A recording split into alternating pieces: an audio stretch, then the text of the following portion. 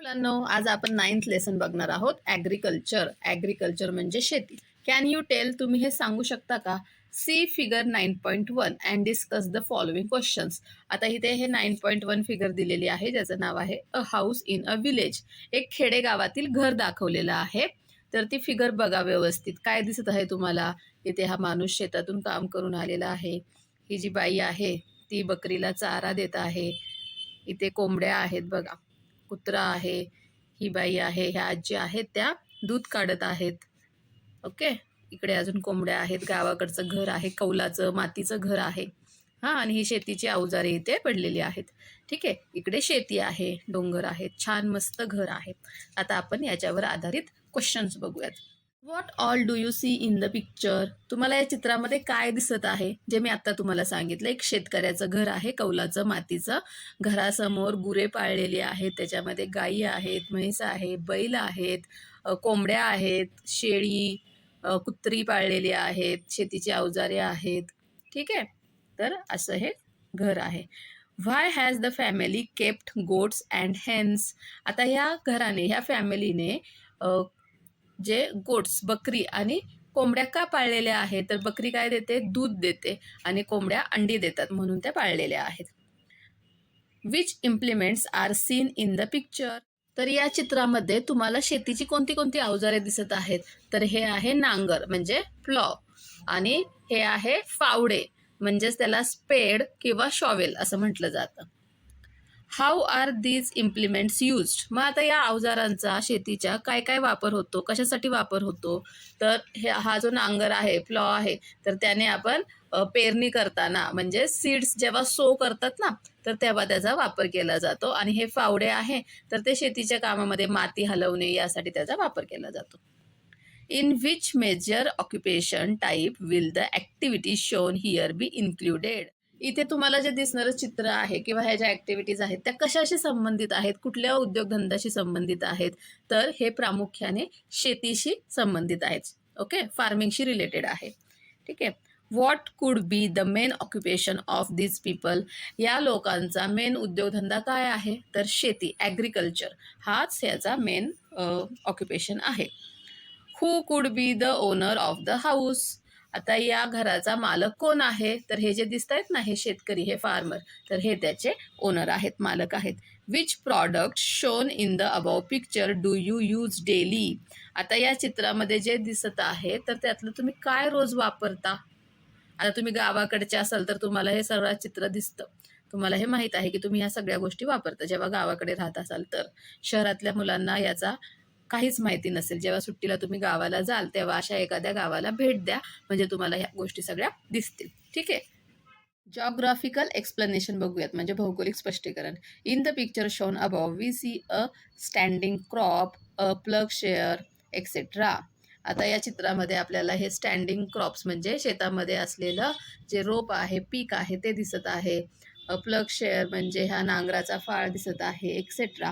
From this it becomes obvious that this is a farmers house. आणि या चित्रावरून आपल्याला दिसत आहे की हे एका शेतकऱ्याचं घर आहे. Farmer keeps hens, sheep, goats and cattle.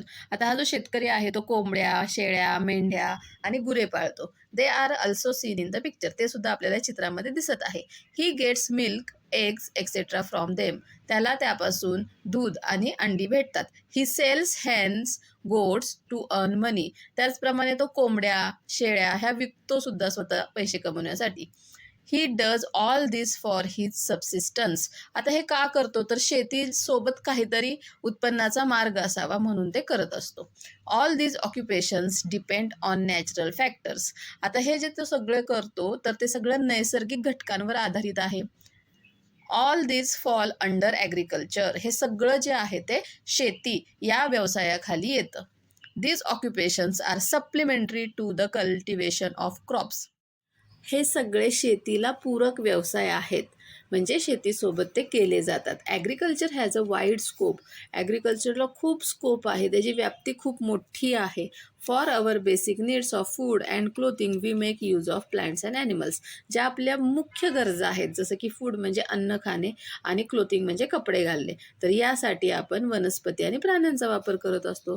Besides the cultivation of different crops, आणि त्या व्यतिरिक्त वेगवेगळ्या प्रकारचे रोपं लावणे, रेअरिंग कॅटल, गुरे पाळणे, शीप अँड गोट्स, मेंढी पालन, शेळी पालन, maintaining poultry farms, poultry farm टाकणे, कीपिंग बीज म्हणजे मधुमक्षिका पालन करणे, सेरिकल्चर म्हणजे रेशीम उद्योग, हॉर्टिकल्चर म्हणजे जे वनस्पती आहेत तर त्यांचे जसं की नर्सरी आहे, पॉली हाऊसेस आहेत ते, आर्चर्डरी म्हणजे फळबागा, पिसिकल्चर म्हणजे मासे पालन, पिग फार्मिंग म्हणजे डुक्कर जे पाळतात ना, वराह पालन असं म्हणतात त्याला.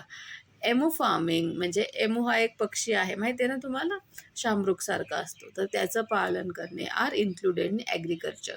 तर हे सगळे जे व्यवसाय आहेत तर ते कृषी ॲग्रिकल्चरमध्येच येतात. Agriculture occupation resources like manpower, animals, implements etcetera are used. आता जर शेती हा व्यवसाय करायचा असेल तर त्यासाठी मॅन पॉवर म्हणजे मनुष्यबळ लागते, म्हणजे जास्तीत जास्त माणसे कामासाठी लागतात, प्राणी लागतात, इम्प्लिमेंट्स म्हणजे शेतीची अवजारे लागतात. Advance technology is employed. त्याच्यासोबतच जे नवीन तंत्रज्ञान आलेलं आहे त्याचाही वापर करावा लागतो. In agriculture cultivation of crop is considered to be the main and the most important occupation. आणि शेतीमध्ये हे जे सगळे आपण व्यवसाय बघितले ते तर आहेच, पण त्याच्यासोबत जे आपण पिके लावतो, जे शेतामध्ये पीक पेरलं जातं ना, तर तो सगळ्यात महत्त्वाचा याच्यामध्ये व्यवसाय आहे. ठीक आहे, आता इथे बघा काय दिलेलं आहे, give it a try. Traditional and modern agriculture activities. आता ह्या ज्या आहेत ह्या सगळ्या जुन्या पद्धती आहेत. पहिल्याच्या काळी अशा प्रकारे शेती केली जायची, नंतर मग बैल नांगर याच्याने, आणि आता मग ट्रॅक्टरने नांगरलं जातं. हे बघा, हे शेताची कापणी होत आहे आणि ह्याच्यामध्ये हे पीक पडत आहे. त्यानंतर पहिले पाणी अशा प्रकारे दिलं जायचं, मग आता ठिबक सिंचन आलेलं आहे. आणि हे पहिले अशा कोंबड्या पाळल्या जायच्या, आता नवीन पद्धतीने पोल्ट्री फार्म्स आलेले आहेत. म्हणजे इथे तुम्हाला ट्रॅडिशनल म्हणजे जुना पारंपरिक पद्धतसुद्धा दाखवलेली आहे आणि नवीन तंत्रज्ञान वापरून सुद्धा पद्धत दाखवलेली आहे. Observe the pictures given above. पुढे वर दिलेली चित्र आहेत ती बघायची आहेत, ऑब्झर्व करायचं, त्यांचं निरीक्षण करायचं आहे. What differences do you observe through these pictures. आता या चित्रातून तुम्हाला काय फरक जाणवला. What changes have take place in traditional agriculture practices. आता ह्या जुन्या पद्धती होत्या त्याच्यामध्ये काय अजून चेंजेस झालेले आहेत हे तुम्हाला जाणवलं, तर आपण बघूयात. Geographical explanation. आता आपण भौगोलिक स्पष्टीकरण बघूया. In the above pictures we see the changes in agriculture practices. आत्ताच आपण बघितलं की किती तंत्रज्ञान प्रगत झालेलं आहे आणि त्याच्यामुळे ज्या पारंपरिक शेतीची पद्धत होती त्याच्यामध्ये बदल झालेला आहे. In the past primitive man had to wander in the forest to sustain himself on the collected forest produce. तर पहिल्या काळामध्ये हे प्रिमिटिव्ह मॅन आहेत म्हणजे आदिमानव आहेत, तर ते काय शेती वगैरे करत नव्हते, पण शेतात उगवलेलं जे धान्य आहे, जे नॅचरली उगवलेलं आहे, तर ते कापून आणून मग त्याच्यावरती ते त्यांचा उदरनिर्वाह करत होते. Later he learned the art of cultivation and started getting greater production from the land. आणि नंतर मग त्यांना ही जी शेतीची पद्धत आहे, त्यांना शेती कशी करायची ते शिकले आणि मग जास्त प्रमाणामध्ये मध्ये शेतीचं उत्पन्न घेऊ लागले. Through this he could provide for the whole years need for food grains. आणि त्याच्यातून मग ते वर्षभरासाठी शेतातून उत्पन्न घेऊ लागले, म्हणजे त्यांना वर्षभर पुरेल एवढं धान्य मिळू लागलं. He also started obtaining a number of products through floriculture, horticulture, rearing animals, pisciculture etcetera. आता शेती तर ते करूच लागले, पण शेतीशिवाय अजून फ्लॉरिकल्चर म्हणजे जे फूल उत्पादन आहे, हॉर्टिकल्चर म्हणजे वनस्पती, त्याच्यानंतर रिअरिंग ॲनिमल्स म्हणजे गुरे पाळणे, त्याच्यानंतर पिसिकल्चर म्हणजे मासे पालन. तर याच्यातून ते अजून वेगवेगळे प्रॉडक्ट्स म्हणजे उत्पादने घेऊ लागले. Abandoning nomadic life, he undertook different occupations related to agriculture at the same place.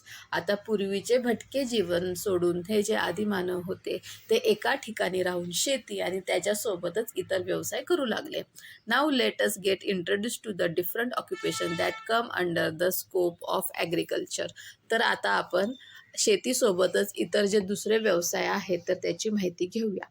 We use the products of these occupations in our everyday life. रोजच्या जीवनामध्ये आपण या व्यवसायातून मिळणारे जे पदार्थ आहेत किंवा ज्याचं उत्पादन आहे त्याचा वापर करत असतो. This traditional occupations are allied activities in agriculture. आता हे जे ट्रॅडिशनल ऑक्युपेशन्स आहेत, हे जुने पारंपरिक ऑक्युपेशन्स आहेत, तर ते अलाइड म्हणजे शेतीपूरक व्यवसाय म्हणून ओळखले जातात. ॲनिमल हजबंड्री म्हणजे पशुपालन बघूयात. Rearing different animals and obtaining various products from them for subsistence is the core of animal husbandry. आता हे जे पशुपालन आहे याचा मेन उद्देश काय आहे, तर वेगवेगळे ॲनिमल्स, वेगवेगळ्या प्रकारचे प्राणी, गुरे पाळणे आणि त्याच्यापासून वेगवेगळे पदार्थ मिळवणे.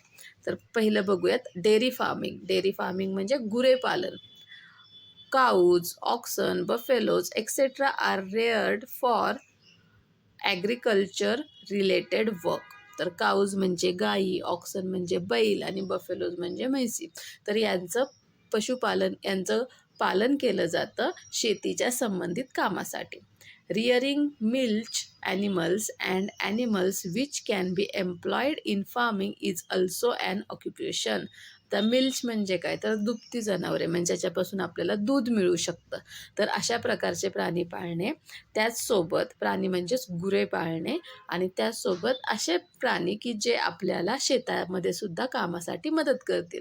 उदाहरणार्थ काऊ आणि बफेलो आहेत, गाई आणि म्हशी आहेत, तर त्या दुधासाठी पाळल्या जातात आणि बैल जे आहेत ते शेतीच्या कामात मदत व्हावी म्हणून पाळले जातात. तर हा सुद्धा एक व्यवसाय आहे. It is considered to be an inseparable part of mixed farming. गुरेपालन हा मिश्र शेतीचा अविभाज्य घटक आहे. इनसेपरेबल म्हणजे अविभाज्य, म्हणजे जिथे शेती आली तिथे गाई, म्हैस, बैल हे सगळे आलेच. Okay. It has become quite commercial in recent times. अलीकडच्या काळामध्ये उलट आता ह्यांचा तर व्यापारिक दृष्टीने सुद्धा म्हणजे मॉडर्न टेक्नॉलॉजीचा वापर करून याच्यातून जास्तीत जास्त व्यापार केला जातो. In India it has started changing recently. तर भारतामध्ये सुद्धा हळूहळू याची सुरुवात झालेली आहे. Commercial dairy farming is mainly undertaken for meet and milk. आता हे जे व्यावसायिक जे डेअरी फार्मिंग आहे तर त्याच्यामध्ये मीठ म्हणजे मांसासाठी वापर केला जातो किंवा आणि मिल्क म्हणजे दुधासाठी वापर केला जातो. शीप अँड गोट रिअरिंग, शेळीपालन आणि मेंढीपालन. This is also a traditional occupation. हा सुद्धा पारंपरिक व्यवसाय आहे. That is generally carried out in hilly tracts and semi arid regions with dry climate. तर हे जे व्यवसाय आहेत तर ते जास्त तर डोंगराळ प्रदेशामध्ये किंवा थोडंसं जिथं गवत असतं, माळरान असतं अशा ठिकाणी आणि कोरडं हवामान असेल अशा ठिकाणी केलं जातं. Ship and goats survive on short grasses, shrubs and acacia which grow in remote hilly rural areas away from urban settlements. आता ह्या ज्या शेळ्या किंवा मेंढ्या आहेत ना तर त्या शॉर्ट ग्रासेस म्हणजे छोटे छोटे जी गवते असतात, झुडपे असतात आणि बाभूळ माहिती आहे का, बाभळाची झाडं आहेत, काटेरी असतात, तर ज्या गावापासून नागरी वस्तीपासून दूर असतात अशा ठिकाणी त्या असतात, तिथे हा व्यवसाय केला जातो. In India it is mainly undertaken for meat. तर भारतामध्ये हे व्यवसाय मांसासाठी केले जातात. Sheep rearing is carried out to obtain wool. त्याचप्रमाणे मेंढीपालन हे लोकर मिळवण्यासाठी सुद्धा केले जाते. पोल्ट्री म्हणजेच कोंबड्या पाळणे, तर त्यालाच कुक्कुटपालन असं म्हटलं जातं. Keeping hens and other fowl is a common practice in all parts of the world. तर यामध्ये कोंबड्या पाळल्या जातात आणि कोंबड्या या प्रवर्गात येणारे सगळ्या जे प्राणी आहेत ते पाळले जातात. इट इज ट्रॅडिशनल ऑक्युपेशन, हा सुद्धा पारंपरिक व्यवसाय आहे. Today it is carried out as a household occupation and also on commercial basis. आता घरगुती कोंबड्या तर पाळल्याच जातात, पण व्यापारी तत्वावर मोठमोठे पोल्ट्री फार्मसुद्धा असतात, तिथे सुद्धा या कोंबड्या पाळल्या जातात. Running a poultry on a commercial basis requires a lot of care. तर पोल्ट्री चालवणे व्यापारी तत्वावरती तर हे खूप काळजीपूर्वक करावे लागते, खूप जबाबदारीचं आहे. For this scientific methods are employed, आणि त्यासाठी मग शास्त्रीय पद्धतींचा वापर केला जातो. In India this occupation is generally located in the areas close to big cities as they provide a ready market for this occupations. भारतामध्ये हे जे पोल्ट्री फार्म आहेत ते शहराच्या जवळ असतात, जेणेकरून जो तयार झालेला माल आहे तो शहरामध्ये तिथे विकला जातो लगेच. त्यासाठी पोल्ट्री फार्म जे आहेत ते शहराच्या जवळ असतात. In some areas rabbit, pig and emu rearing is also undertaken. काही भागांमध्ये ससे, डुकरे आणि एमू हे सुद्धा पाळले जातात. बी किपिंग म्हणजे मधुमक्षिका पालन, म्हणजे मधमाशांचं पालन. This occupation is undertaken to obtain honey and wax. तर हा जो व्यवसाय आहे ते हनी म्हणजे मध आणि वॅक्स म्हणजे मेण मिळवण्यासाठी केला जातो. Bees in order to collect honey hover around the plants that bear flowers. मग मधमाशा काय करतात, फुलांमधील त्यांना मध घ्यायचा असतो, त्यासाठी ज्या झाडांना, ज्या वनस्पतींना फुले आलेले असतात त्याच्यावरती त्या फिरतात. This promotes the process of pollination, आणि याच्यामुळे पॉलिनेशन करण्यासाठी सुद्धा मदत होते. म्हणजे ज्या फुलांवरती मधमाशा बसतात तर त्यांच्या पायाला त्यातले जे पॉलिने पोलन ग्रेन्स आहेत, म्हणजेच परागकण आहेत, ते लागतात आणि त्या मधमाशा दुसरीकडे उडून गेल्या की ते हवेमार्फत पडतात जमिनीमध्ये आणि तिथे नवीन रोपे उगवून येतात. As a result the trees bear large number of fruits and the crop yields increase. आणि त्याच्यामुळे काय होतं, मग झाडे जास्त वाढतात, जास्त फळे येतात आणि जे त्यांचं उत्पन्न आहे फुलांचं म्हणा, झाडांचं, तर ते वाढतं. Bee keeping is an important occupation with respect to agriculture. तर हे मधुमक्षिका पालन हा महत्त्वाचा व्यवसाय आहे शेतीसोबत जे पूरक व्यवसाय करण्यात येतात त्यातील. ओके. पिसिकल्चर म्हणजेच फिश फार्मिंग म्हणजेच मत्स्यपालन, मासेपालन. Okay. Farm ponds are dug out for this purpose. ह्याच्यासाठी काय केलं जातं, तर शेतामध्ये ना मोठमोठे खड्डे खणले जातात. Water is stored in such ponds, त्याच्यामध्ये पाणी टाकलं जातं, म्हणजे तसं तळे तयार होतं. Fish seeds are released in the ponds, आणि या तळ्यांमध्ये फिश सीड्स म्हणजे मत्स्य बीज आहे तर ते सोडलं जातं. For this seeds of fresh water species are used. तर यासाठी गोड्या पाण्यामध्ये जे मासे जास्त प्रमाणामध्ये वाढतात ना, तर त्यांचाच वापर केला जातो. In order to achieve the best growth of fish scientific methods are employed. जास्त प्रमाणामध्ये माशांची जर वाढ पाहिजे असेल तर त्यासाठी मग शास्त्रीय पद्धतींचा वापर केला जातो.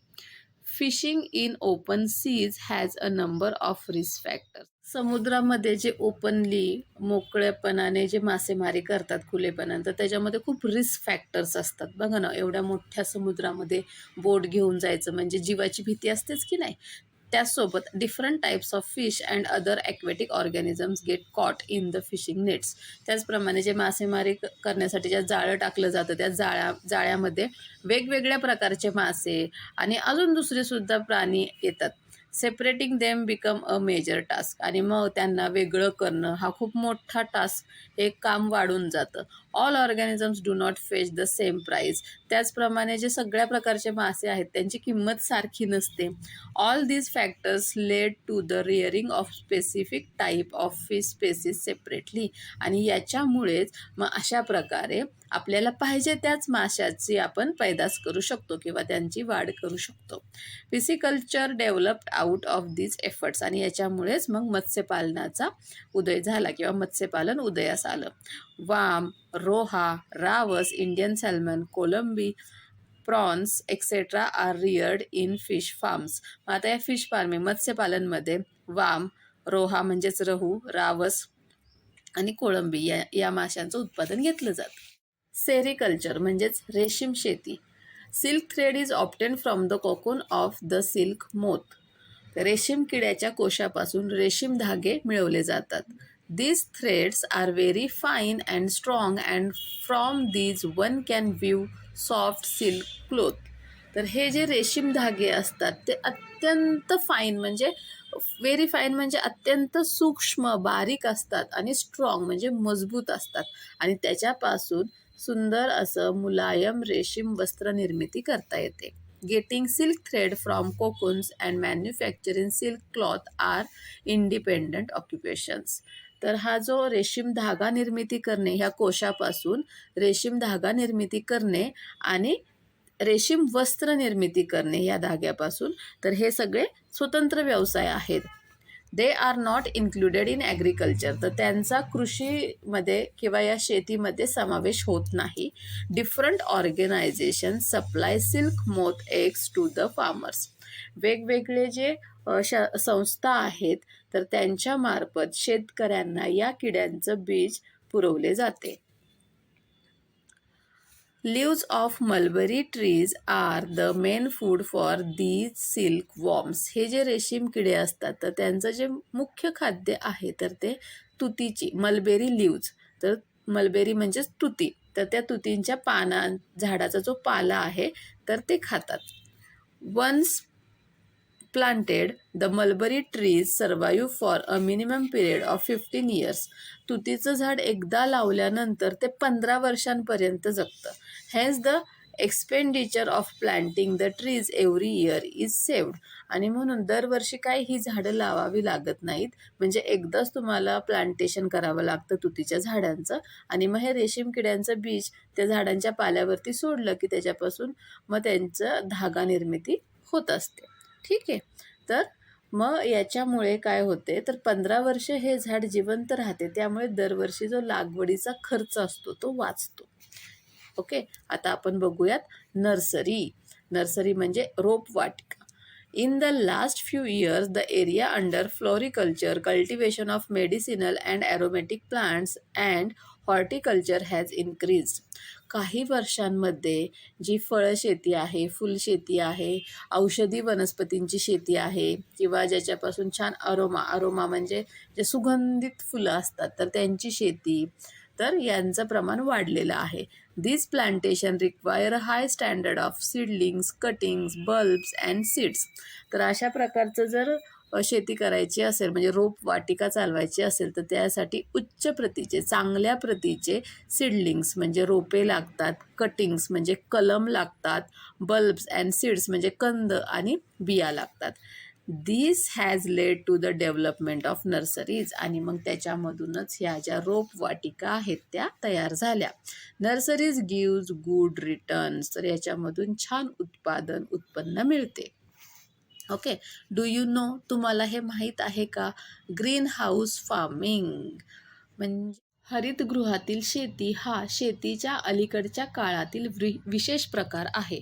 For erecting a green house galvanised iron pipes and plastic sheets are used. आता हे जे ग्रीन हाऊस आहे हे बांधण्यासाठी हे जे लोखंडी पाईप्स आहेत ना त्याचा सांगाडा वापरला जातो आणि प्लास्टिक शीट वापरलं जातं. Its main aim is to control the pest attack. आता ह्याचं मुख्य उद्दिष्ट काय आहे? हरितगृहातील जी शेती आहे तर तुम्ही बघता पिकांवरती रोग पडतात, तर ते हे रोग पडू नये म्हणून असं बंदिस्त वातावरणामध्ये ही शेती केली जाते. By controlling water, light and temperature. मग इथे पाण्याचं नियंत्रण केलं जातं. लाईट म्हणजे उजेड कशा प्रकारचा पाहिजे त्याचं केलं जातं. टेम्परेचर म्हणजे तापमान किती पाहिजे हेही बघितलं जातं. Green house are used on large scales for growing flowers like lily and gerbera to give maximum economic returns. जास्तीत जास्त पैसे मिळवण्यासाठी म्हणजे जास्तीत जास्त आर्थिक उत्पन्न मिळवण्यासाठी लिली आणि जरबेरा या फुलांची निर्मिती करण्यासाठी हे ग्रीन हाऊस जे आहे म्हणजे हरितगृहातील शेती आहे तर ती जास्त प्रमाणामध्ये केली जाते. Types of farming. आता आपण शेतीचे प्रकार बघूयात. Different types of agriculture have evolved due to geographical and cultural diversity and technological differences in different region. तर वेगवेगळ्या प्रकारची जी शेती आहे ती उदयाला आली आहे, कारण प्रत्येक ठिकाणची जी भौगोलिक रचना असते, सांस्कृतिक विविधता असते किंवा तंत्रज्ञान वापरलं जाणारं तिथलं जे वेगवेगळ्या प्रकारचं असतं, वेगवेगळ्या भागांसाठी वेगवेगळं तंत्रज्ञान असतं, त्यामुळे शेतीचे वेगवेगळे प्रकार पडतात. The type of farming depends upon the purpose and AIIMS of method of farming. आता हे जे शेतीचे प्रकार आहेत, तर ते तुम्ही शेतीचा जो हेतू आहे, कशासाठी करता आहात, त्याच्यावर पण डिपेंड असतात.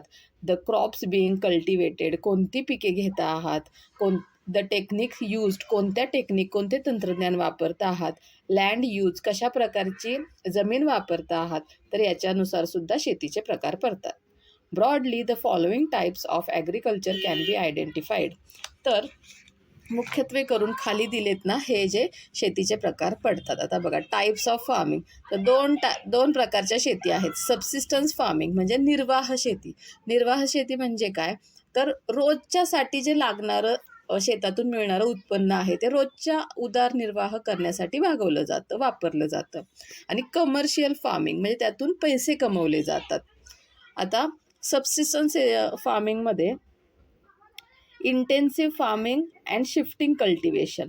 तर इंटेन्सिव्ह फार्मिंग म्हणजे सखोल शेती आणि शिफ्टिंग कल्टिवेशन म्हणजे शिफ्ट होत असते. शेती म्हणजे काय करतात, आज ह्या शेतामध्ये करतात, पुढच्या वर्षी दुसऱ्या शेतामध्ये, म्हणजे त्याची जी जागा असते शेतीची ती बदलली जाते, ते आहे shifting cultivation. Extensive grain farming, plantation farming, market gardening, horticulture. तर हे आपण आता डिटेलमध्ये बघणार आहोत, तेव्हा बघूयात. तर पहिल्यांदा आपण बघूयात सबसिस्टन्स फार्मिंग. तर निर्वाहाची शेती म्हणजे काय.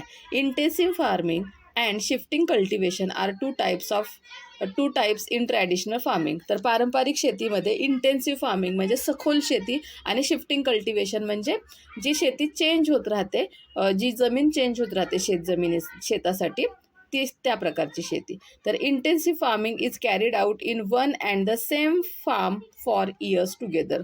तर अनेक वर्ष एकाच जागी एकाच प्रकारची जी शेती केली जाते त्याला इंटेन्सिव्ह फार्मिंग म्हणजे सखोल शेती असं म्हणतात.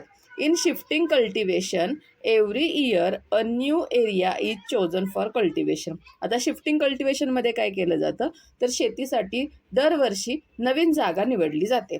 After a specific period of time old areas are again used for cultivation.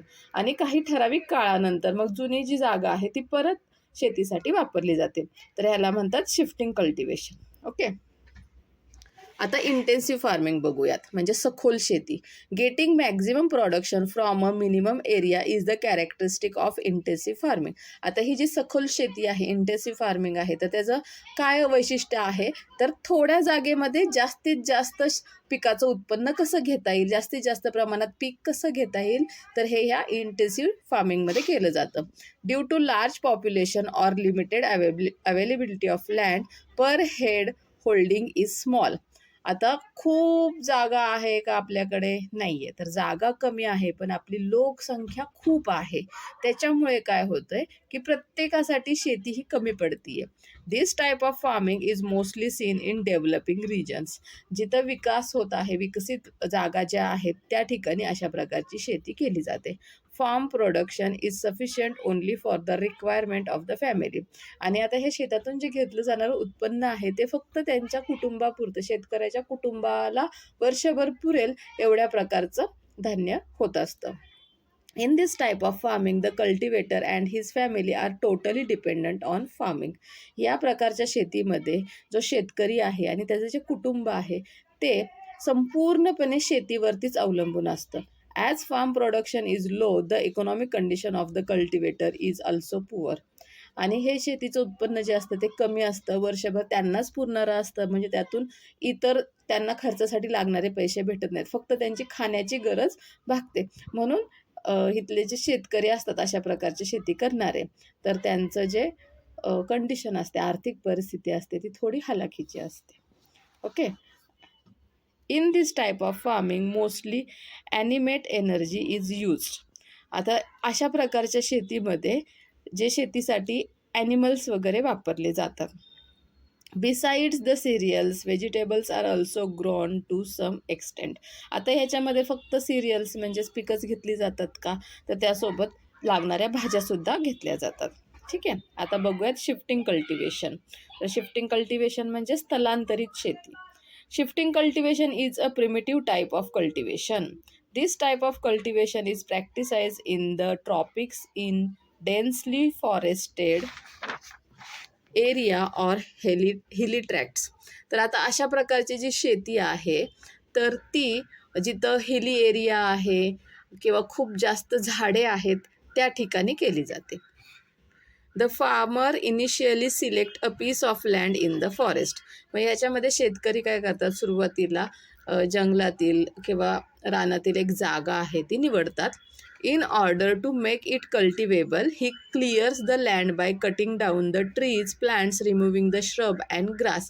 मग त्या जागेवरती काही असेल, झाडे असतील, छोटी रोपे असतील, झुडपे असतील, गवत असेल, मग ते कापून टाकलं जातं आणि ती जी लँड आहे, ती जागा आहे, ती मोकळी केली जाते. Once the cut trees are dry out he burns them. आता हे कापलेली झाडे जेव्हा आता तिथून उचलणं एवढं शक्य नसतं, मोठी मोठी पण झाडे असतात, मग ती जेव्हा वाळून जातात त्यानंतर ती जाळली जातात. The left over ash gate mixed in the soil and act as man. झाडे जळून त्याची जी राख बनते ती त्या मातीमध्ये मिक्स होते आणि ती खत म्हणून, मॅन्युअर म्हणून त्याचा वापर केला जातो. Sowing and harvesting is done before the rainy season. पावसाळ्याच्या अगोदर ती मग त्याची पेरणी होत असते. The production obtained from this is not sufficient to fulfil the food requirement. आणि पावसाळ्याच्याच अगोदर पेरणी केली जाते आणि हार्वेस्टिंग म्हणजे पीक तयार झाल्यानंतर त्याची कापणीसुद्धा केली जाते. पण अशा शेतीमध्ये जे उत्पन्न होतं तर ते जास्त प्रमाणामध्ये नसतं. Hence people undertake hunting, fishing and gathering of bulbs and roots from forest. आणि म्हणून मग येथील लोक जे आहेत ते शिकार करतात, मासेमारी करतात किंवा कंद मुळे जंगलामधून गोळा करतात. In this type of farming the fallow period is longer than the crop period.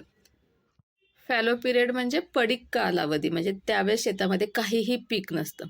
तर शेती करण्याचा कालावधी ह्याच्यापेक्षा ते शेत पडून राहण्याचा कालावधी जास्त असतो. After the productivity of the land depletes in 2 to 3 years a different piece of land is selected for cultivation. आणि मग 2-3 वर्षात तिथली जी जागा असते तिची उत्पादन क्षमता कमी होते, म्हणजे त्या जागेमध्ये कमी पीक येऊ लागतं. मग अशा वेळेस दुसरा जमिनीचा तुकडा जो आहे तो शेतीसाठी निवडला जातो आणि तिथे शेती केली जाते. ठीक आहे. इथे दाखवले बघा अशा प्रकारे ह्या जंगलाच्या मध्यभागी या जागेवरती शेती केली जाते. ह्याला म्हणतात शिफ्टिंग कल्टिवेशन. ओके. आता बघूयात आपण कमर्शियल फार्मिंग म्हणजे व्यापारी शेती कशी आहे की ज्याच्यातून पैसे मिळतात. Extensive grain farming and plantation agriculture are the 2 major types covered under commercial farming. आता ही जी व्यापारी शेती आहे तर त्याच्यामध्ये 2 महत्त्वाचे टाईप्स प्रकार आहेत. एक आहे एक्सटेन्सिव्ह ग्रेन फार्मिंग म्हणजे विस्तृत प्रमाणात शेती, म्हणजे खूप मोठ्या जागेवरती शेती करणे, आणि प्लांटेशन ॲग्रिकल्चर म्हणजे मळ्याची शेती करणे. तर ते आपण डिटेलमध्ये बघूयात. ओके. एक्सटेन्सिव्ह ग्रेन फार्मिंग, विस्तृत शेती.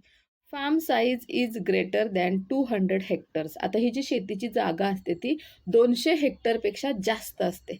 Due to large farm size and sparse population in the region, this type of farming is carried out with the help of machine like tractors and crushers. शेतीचं मोठं क्षेत्र असतं, शेतीची मोठी जागा असते आणि तिथली जी लोकसंख्या आहे ती विरळ लोकसंख्या असते. म्हणून अशा प्रकारची शेती करण्यासाठी मशीन्सचा म्हणजे ट्रॅक्टर, क्रशर यांचा वापर केला जातो. Pesticides are spread with the help of helicopters or planes. आता शेतीचं क्षेत्र खूप मोठं असतं, म्हणजे औषध फवारणी करायची असते ती हेलिकॉप्टर किंवा विमानांच्या मार्फत केली जाते. Monocrop, a single crop cultivation is the striking characteristic of this type of farming. या प्रकारची जी शेती आहे तर त्याचं मुख्य वैशिष्ट्य काय असतं तर मोनोक्रॉप म्हणजे एकच पीक या पूर्ण जागेमध्ये घेतलं जातं. The crops are wheat or corn, मग ते गहू असेल, मका असेल. Besides this barley, oats, soybean and are also cultivated to some extent. आणि गहू, मका यांच्यासोबतच बार्ली, ओट, सोयाबीन यांसारखी पिके सुद्धा काही प्रमाणात घेतली जातात. हे बघा इथं असं दाखवलं आहे, खूप मोठ्या जागेवरती असं एक्सटेन्सिव्ह फार्मिंग केलं जातं. Heavy capital investment is necessary for this type of farming. या प्रकारची शेती करायची असेल तर तुमची गुंतवणूक खूप मोठ्या प्रमाणात करावी लागते. Since huge expenditure are needed for the purchase of machinery, fertilisers, pesticides, godowns, transport cost etcetera. कारण अशी मोठ्या प्रमाणात शेती करायची असेल तर मशिनरी वेगवेगळ्या मोठ्या मोठ्या लागणार. पेस्टिसाइड जे फर्टिलायझर्स आहेत, खते आहेत, पेस्टिसाइड म्हणजे औषध फवारणी आहे. गोडाऊन माल तयार झाल्यानंतर ते ठेवण्यासाठी गोडाऊन पाहिजे. एका ठिकाणाहून दुसरीकडे पोहोचवण्यासाठी ट्रान्सपोर्ट आलं, वाहतूक व्यवस्था आली तर यासाठी खूप पैसा लागतो. म्हणून खूप मोठ्या प्रमाणात गुंतवणूक करावी लागते.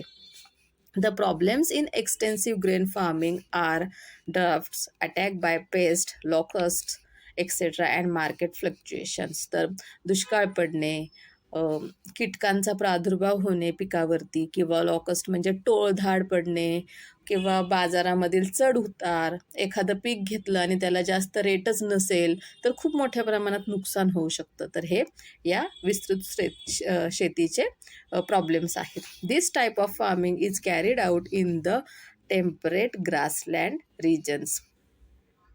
या प्रकारची शेती ही समशीतोष्ण आणि गवताळ प्रदेशामध्ये केली जाते. Plantation farming. आता मळ्याची शेती बघूयात. Farm size in plantation agriculture is 40 hectares or above. तर या प्रकारच्या शेतीसाठी 40 हेक्टर किंवा त्यापेक्षा जास्त जागा लागते. As plantation agriculture is practised in hilly tracts, use of machines is not possible and hence local manpower becomes important.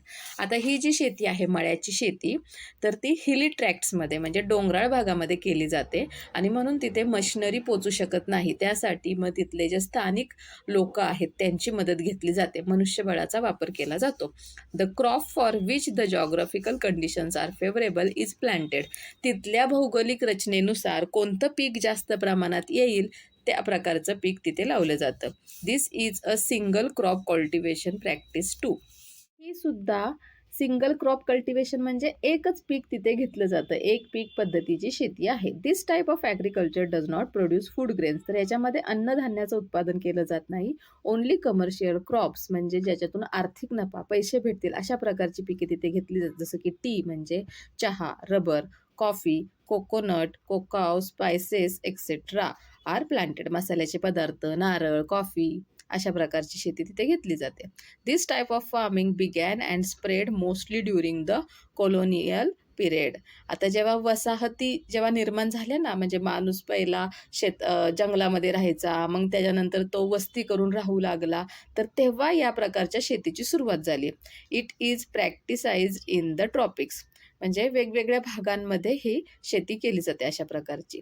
This type of farming requires large scale capital investment due to the long duration of crops, use of scientific methods, exportable production, processing etcetera.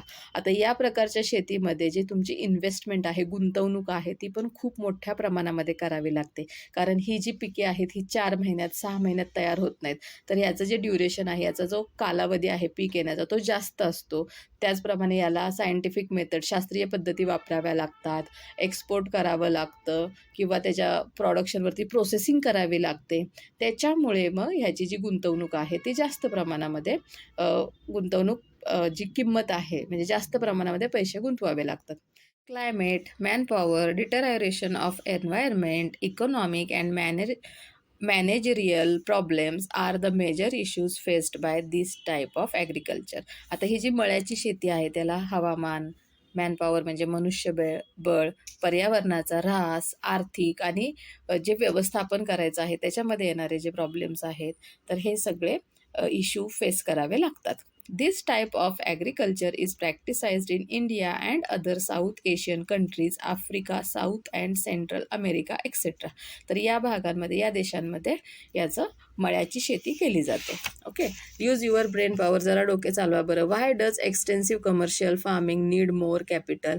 आता ही जी विस्तृत प्रकारची शेती आहे तर त्याला जास्त प्रमाणामध्ये गुंतवणूक का लागते, तर इथं आहे बघा. हेवी कॅपिटल इन्व्हेस्टमेंट कशासाठी लागते, तर ही खूप मोठ्या प्रमाणात केली जाते.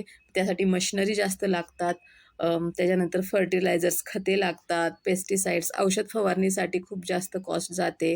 व त्याला जे धान्य आहे उत्पादन झालेलं ते स्टोअर करण्यासाठी, ठेवण्यासाठी गोडाऊन्स लागतात. ट्रान्सपोर्टची कॉस्ट असते ते खूप मोठ्या प्रमाणामध्ये असते, म्हणून त्याच्यासाठी जे कॅपिटल आहे, इन्व्हेस्टमेंट आहे ती जास्त लागते. Y does plantation farming need skilled and experienced labour? आता ही जी मळ्याची शेती आहे तर त्याच्यासाठी कुशल आणि अनुभवी कामगार का लागतात? कारण ही मळ्याची जी शेती आहे तर ती कुठे केली जाते?